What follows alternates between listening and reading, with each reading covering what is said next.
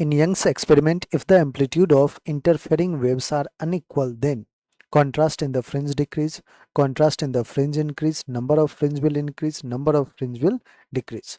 आइए बच्चों बात करते हैं अपन कॉन्ट्रास्ट की। कॉन्ट्रास्ट बेसिकली क्या होता है?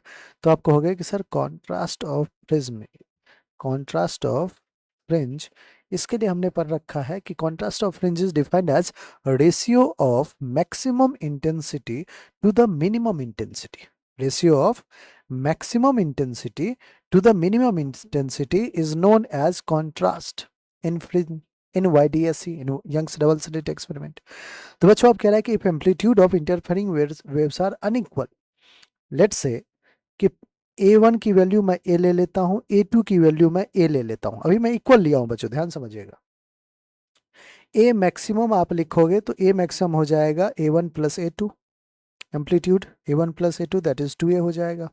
A मिनिमम आप लिखोगे तो A1 minus A2 that is 0 हो जाएगा। तो 2A अपॉन 0 ये आ जाएगा कॉन्ट्रास्ट। अब देखिए बच्चों, लेट से जो प्रॉब्लम का है कि A1 की वैल्यू मैं A ले लेता हूं और A2 की वैल्यू या फिर A की वैल्यू, A1 की वैल्यू मैंने लेट से 4A ले लिया और A2 की वैल्यू मैंने 2A ले लिया। ठीक है, तो A मैक्स जब आप लिखोगे बच्चों तो A मैक्स क्या हो जाएगा? A1 plus A2 that is 4A plus 2A 6A। और A मिनिमम क्या हो जाएगा बच्चों? आप कहोगे 4A minus 2A that is 2A। अब देखिए ये मिनिमम जो है बच्चों वो 0 नहीं हुआ है। मिनिमम वैल्यू जो है ए मिनिमम 0 नहीं हुआ है। तो अब आप कह सकते हो कि sir I maximum upon I minimum. ध्यान समझिएगा आप। अब मैं यहाँ पे इसको रब कर दे रहा हूँ, मैं समझाने के लिए बस किया था ये काम। ठीक है बच्चों, आइए अब अगर आपसे मैं कहूँ कि आई मैक्सिमम को लिखना है मुझे, तो आप कहोगे हाँ लिख सकते हैं एम्पलीट्यूड के टर्म्स में A1 प्लस A2 का होल स्क्वायर।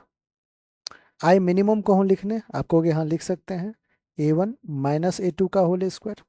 अब बच्चों ध्यान से देखिएगा, अगर आपने एम्पलीट्यूड अनइक्वल रखा है तो जो रेशियो आप लोगे A1 plus A2, I maximum upon I minimum का जो रेशियो लोगे, क्यों लोगे? क्योंकि कॉन्ट्रास्ट निकालना है।